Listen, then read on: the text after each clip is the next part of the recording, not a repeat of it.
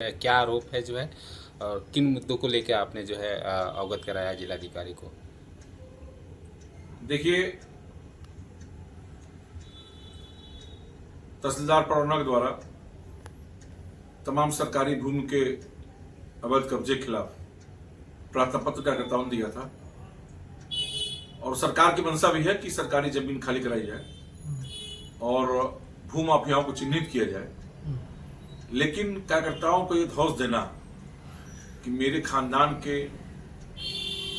भाजपा का पहले विधायक हुए हैं और मैं खूब जानता हूं, तुम लोग को ठीक कर दूंगा, ये भाषा कहीं किसी अधिकारी को शोभा नहीं देती है। और कार्यकर्ताओं को डराना धमकाना और जांच रिपोर्ट को अपने पास लंबित रखना, अवैध कब्जेदारियों के खिलाफ कार्रवाई न करना, ये कहीं ना कहीं भ्रष्टाचार का मामला उजागर होता है। और मैंने आज माननीय जिलाधिकारी महोदय को स्वयं इस प्रकरण में अपने स्तर से जांच टीम बना के और कार्रवाई करने के लिए जो भी दोषी हो उसे निश्चित किया है। माननीय डीएम साहब ने कहा है कि इसको मैं स्वयं एक सप्ताह में इसको मैं जांच करा के कार्रवाई कराऊंगा।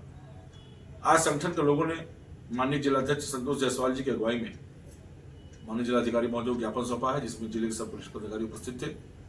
उसमें कहा गया कि 10 दिन में अगर कार्रवाई सुनिश्चित नहीं होती है तो 10 दिन बाद विश्व हिंदू महासंघ पीड़ितों के साथ, जो पीड़ित हैं, जिनकी जमीनें भू माफियाओं ने कब्जा किया है, जो 2 कट्टे 4 कट्ठा के मालिक हैं, जिनके अपने नाम से इंतखाब है, कोई मुकदमा नहीं है, कुछ नहीं है, उस जमीन को भू माफिया डरा धमका के, जो डेली कमाने खाने वाले लोग हैं, दलित, जो भांगड़ है, जो मुसहर है, उनकी जमीन को कब्जा करके भूमाफिया आज उनका उत्पीड़न कर रहे हैं। तमाम व्यापारी हैं जटाहा से भैरवगंज के, उस जमीन को भी कब्जा करके और जान माल की धमकी देने का काम कर रहा है।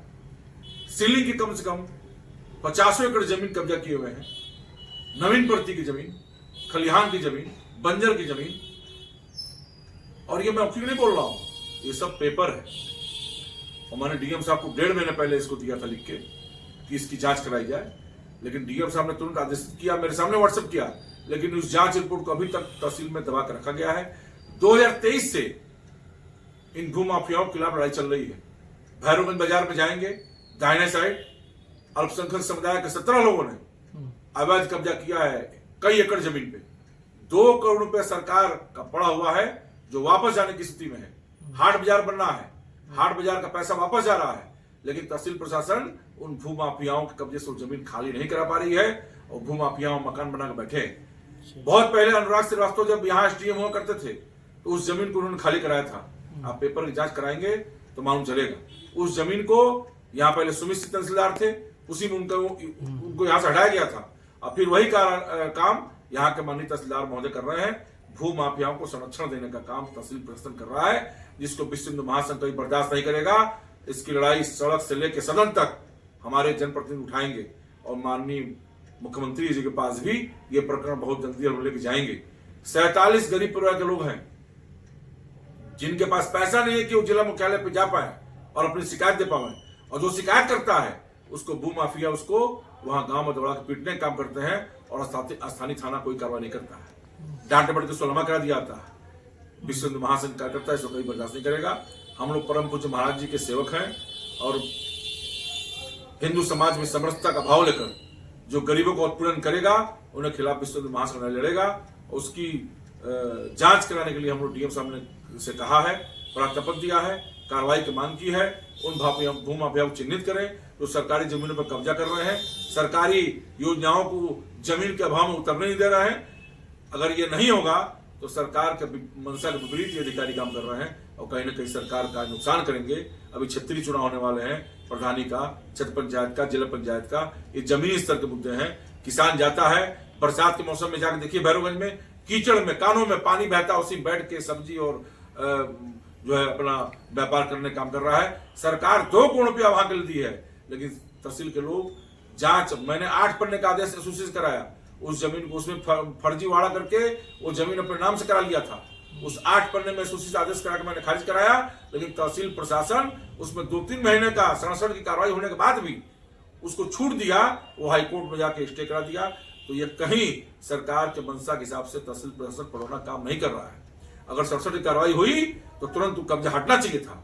अल्पसंख्यक समुदाय के लोग अवैध कब्जा कर रहे हैं, मकान बना रहे हैं और प्रशासन कान में तेल डाल सोया हुआ है। कहीं इस मामले में भ्रष्टाचार में सारे अधिकारी लिप्त हैं, उनकी जांच माननीय जिलाधिकारी महोदय करावे और उस जमीन को खाली करावे और गरीबों की जमीन जो भूमाफिया कब्जा किया हुआ है उन गरीबों को जमीन मिले जिससे अपना रोजी रोजगार कर सके। और सरकार की मंशा जो योगी जी की मंशा है, सबका साथ सबका विकास, वो कार्य पूर्ण हो सके। इसीलिए मैंने डीएम साहब का आज पूरी टीम के साथ ज्ञापन दिया है। इसमें एक बात और हम बताना चाहेंगे कि जो सीलिंग का मामला है, जो जांच मैंने 1.5 साल पहले 2023 से जांच चल रही है, वो तहसील से आज तक रिपोर्ट माननीय डीएम साहब तक नहीं पहुंच पाई। पूर्व के जिलाधिकारी महोदय ने भी आदेश किया था, वो भी रिपोर्ट नहीं गई। माननीय जिलाधिकारी महोदय आए, अच्छे अधिकारी हैं, इनको भी मैंने दरखास्त दिया था, तो उन्होंने तुरंत व्हाट्सएप किया था, रिपोर्ट मांगी थी 1 सप्ताह में। अब तक रिपोर्ट नहीं गई। हमारे संज्ञान में जो है लीपापोती करने का काम प्रशासन तहसील कर रहा है। इसमें एक और अधिकारी की भूमिका संदिग्ध है। जब जमीन 40 एकड़ 50 एकड़ दिखा में बता जा रही है और उसका दान पात्र जब यहाँ रजिस्ट्रार साहब ने यहाँ उपनिबंधक अधिकारी कर रहे हैं, तो उनको देखना चाहिए कि 40 एकड़ जमीन और कागज में एक आदमी नाम से बन रही है और उसकी जनसूचना मांगी जा रही है, जांच कराई जा रही है, वो धड़ाधड़ दान पात्र कर रहे हैं। तो इसमें कहीं न कहीं सब रजिस्ट्रार उपनिबंधक अधिकारी पड़ोना की भूमिका भी बहुत संदिग्ध है। ये कहने में ये जानकारी हमको मिली है कि जो भू माफिया है उसके करीबी रिश्तेदार सब रजिस्ट्रार पड़ोना उपनिबंधक अधिकारी हैं। जो इस पूरे मामले में अगर जांच होगी तो उनकी भी भ्रष्टाचार की संलिप्तता पाई जाएगी। इसकी भी जांच कराने में जिलाधिकारी महोदय ने कहा है। और कानगो भी तहसील की एक अशोक सिंह कानगो है जो उसके खुल के भू माफियाओं के संरक्षण देने काम करते हैं। उनके ही कार्यकाल में हमने जो 67 की कार्रवाई कराई थी, बाजार की जमीन का मैंने जिक्र किया है, जिस पे हाट बाजार बनना था, 67 की कार्रवाई मैंने करवाई थी।